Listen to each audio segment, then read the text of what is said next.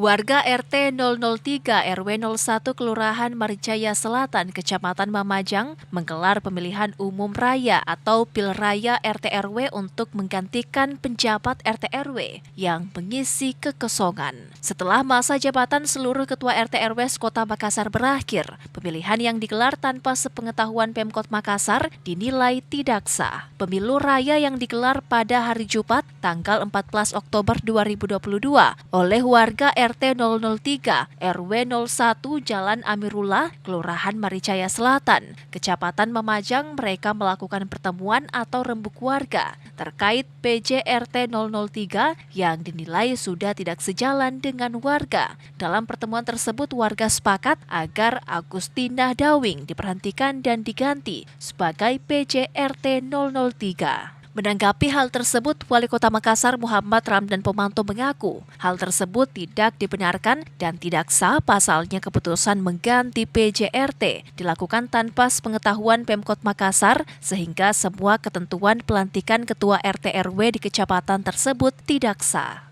Di Kecamatan Mamajang, Iya.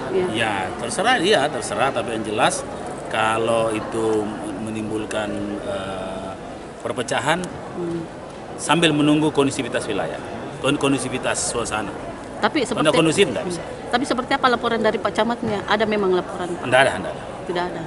Tapi itu dibenarkan, Pak, ya? Nggak bisa. Itu harus SK Wali Kota.